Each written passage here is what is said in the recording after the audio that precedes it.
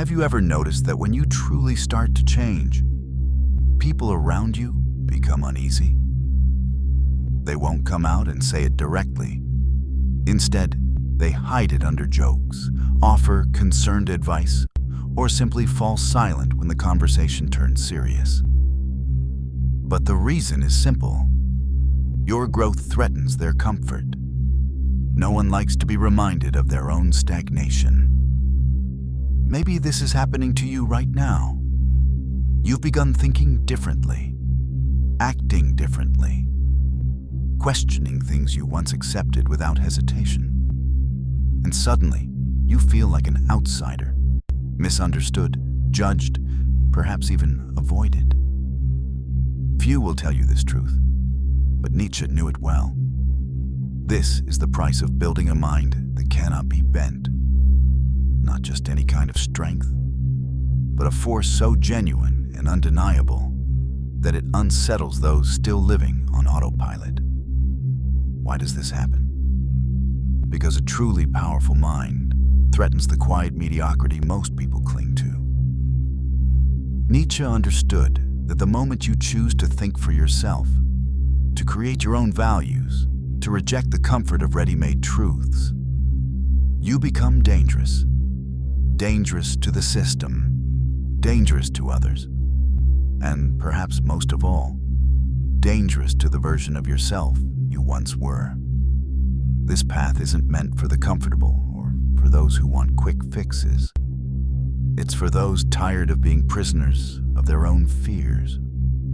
For those ready to build something unshakable. A mind that no one can manipulate. One that intimidates simply by refusing to bow. If that resonates with you, stay. Because what Nietzsche has to teach will challenge you. But it will also set you free. And once you hear it, you will never think the same way again. Nietzsche was more than a philosopher. He was a surgeon of the human spirit. He had the courage to stare into the abyss of existence and not only face it, but step inside. In that abyss, in the chaos others avoid, he found the raw material of true strength. For Nietzsche, transformation doesn't come from peace, stability, or order. It's forged in pain, in collapse, in chaos. He once wrote, "You must have chaos within you to give birth to a dancing star."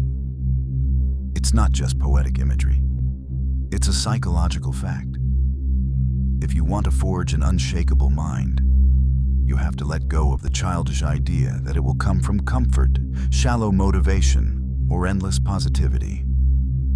Real strength begins when you face suffering without running. When you stop asking life to be easier and start asking yourself to be stronger. Think back. When have you grown the most? Was it during calm, easy times? Or was it when you were broken, lost, and forced to rebuild yourself with nothing but your own will? Nietzsche didn't see suffering as a mistake of life.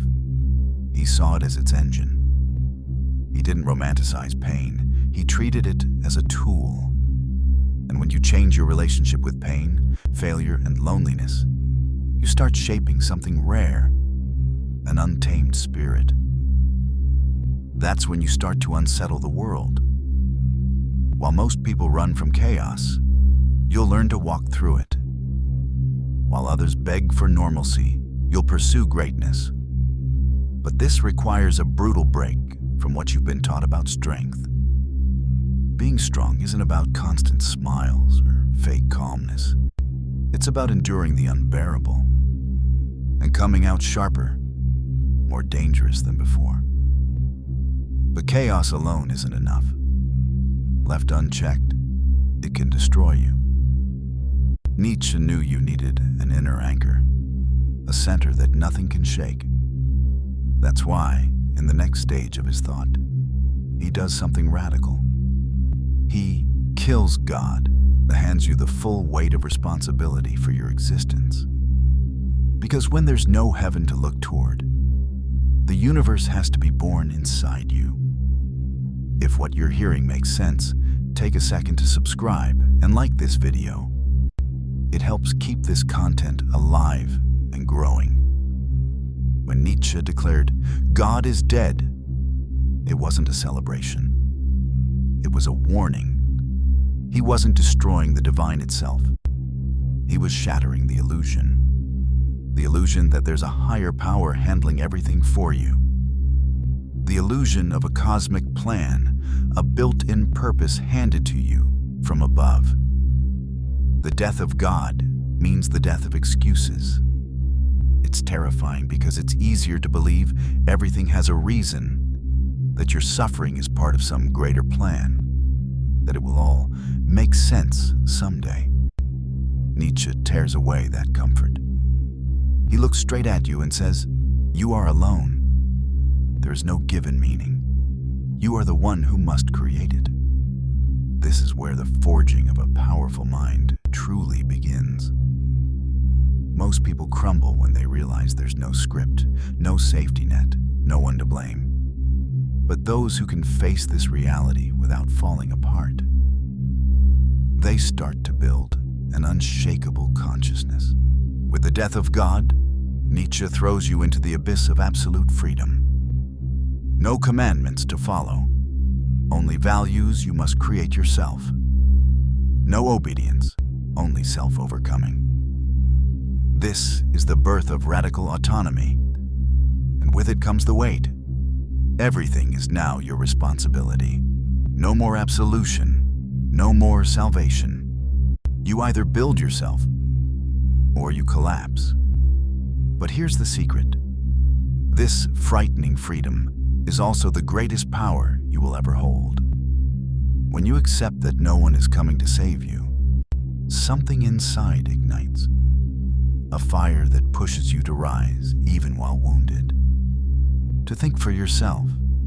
To act not because someone said you should, but because you decided it was worthy of you. This is the foundation for Nietzsche's most famous idea. A new kind of human. One who doesn't live by the herd's rules. One who doesn't seek approval. A creator of their own morality, who breaks their limits and stands as a mirror others are afraid to look into. Nietzsche called this being the Übermensch, the overman. Becoming this figure means freeing yourself from guilt, obedience, the need for acceptance. The overman doesn't ask permission to exist. He lives by his own law, even if it puts him against the entire world. His mind is unbreakable because it isn't built on others' expectations. He doesn't adapt to the world, he imposes meaning on it. He doesn't ask, "Is this allowed?" but, "Is this worthy of me?" That change in mindset transforms everything. But it comes with a cost. You must destroy the parts of yourself still begging for approval. You must endure not belonging. You must build yourself from nothing, without applause, without guarantees. Most can't do it. They run back to the safety of pre-written rules. The path to the overman is lonely, and Nietzsche knew it. He lived misunderstood, called insane, isolated from the world he wanted to awaken. Yet in that isolation, he found freedom. The stronger you become, the farther you drift from the masses. The higher you climb, the more unsettling your presence becomes. This process, tearing away everything imposed by a sick culture and replacing it with your own foundation, is the most intense transformation you can go through. And it doesn't happen in the crowd. It happens in silence, in solitude, in the kind of aloneness that separates the strong from the weak. Which is why Nietzsche saw solitude as essential. Because to be unshakable, you must learn to walk alone. The truth is, the stronger you get, the lonelier you'll feel. Not because you choose to isolate, but because the world won't know what to do with you. Nietzsche said the free spirit inevitably drifts away from the herd. That distance hurts, but it's necessary. Growth requires space, and you can't grow if you're chained to the expectations of others. Most people live in an invisible pen, where every thought and action is measured by group approval. Nietzsche rips you from that comfort and throws you into the desert. No applause, no guide, just you, your doubts, fears, and the temptation to give up. That's where the real test begins. Most run back. They hide behind masks. They pretend they don't feel, think, or see. But if you want to be unbreakable, you have to stay.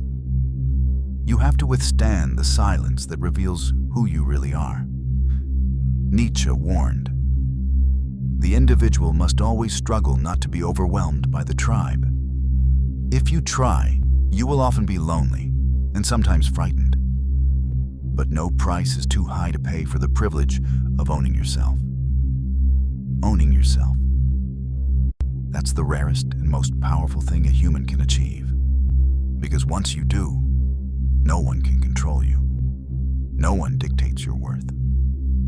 But ownership comes with the loss of people, with being misunderstood, called arrogant, distant. That's the cost of refusing to be domesticated. If you can't endure loneliness, you're not ready for freedom. All true freedom comes with abandonment. The loss of false comfort, shallow bonds, and safe illusions. That's why Nietzsche saw solitude not as punishment, but as a battlefield where the real self emerges. And with that freedom comes another inevitability. You'll start to see what others can't, and you'll confront mediocrity head on. Because the world doesn't attack those who blend in. It attacks those who dare to stand apart. Nietzsche didn't fear tyrants as much as he feared the quiet tyranny of collective mediocrity. The invisible system that keeps everyone small. That rewards obedience and dresses cowardice as virtue. The real oppression doesn't come from above. It comes from the crowd. The moment you stand out, when your mind sharpens, your spirit hardens, your presence becomes undeniable. You disturb the balance. Not because you're wrong, but because you're rare. And society hates the rare. Mediocrity cannot tolerate brilliance because it exposes the emptiness of ordinary life. Nietzsche called this slave morality, a value system created by those who couldn't achieve greatness. So they inverted values. They turned strength into arrogance, ambition into selfishness, independence into coldness. Not out of compassion, but resentment. The weak don't want to be saved.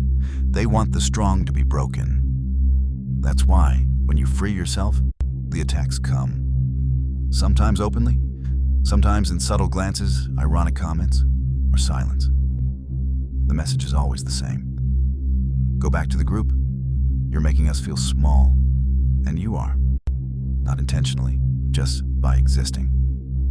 Mediocrity attacks not with force, but with numbers, with repetition, with the weight of consensus. It will make you question yourself.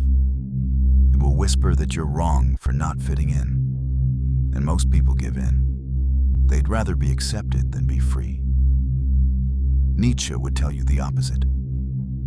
Your difference is necessary. While the world spins in circles, recycling the same comfortable ideas, the strong individual creates discomfort, the first step to real change. Strength, independence, free thought. These are acts of war against collective mediocrity. And like any war, they require preparation, not physical weapons, but mental ones. The cost of building a mind so strong it's feared is high. You will lose. You will lose shallow friendships. You will lose opportunities that demand submission. You will lose the ability to be satisfied with less than what you know you're capable of. But the reward is unmatched. Integrity, clarity, presence. You'll see that most lie half asleep, and your wakefulness will unsettle them. Your absence will be louder than the presence of many. This kind of strength isn't taught in self-help books or earned through empty affirmations. It's carved from the inside out, in silent battles no one sees. It's the result of a war between who you were and who you're becoming. And that war never ends, because the truly strong never stop.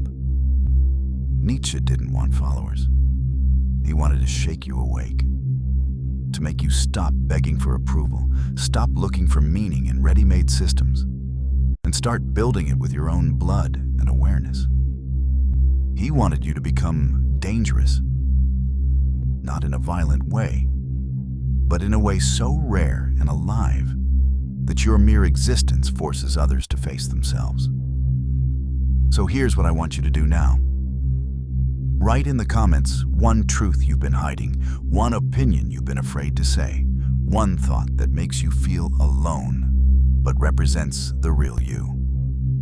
This is part of the journey, claiming your voice and refusing to bend. If this message stirred something in you, don't stop here. The next video continues this journey, and if you've stayed with me this long, you already know you're here for more than curiosity.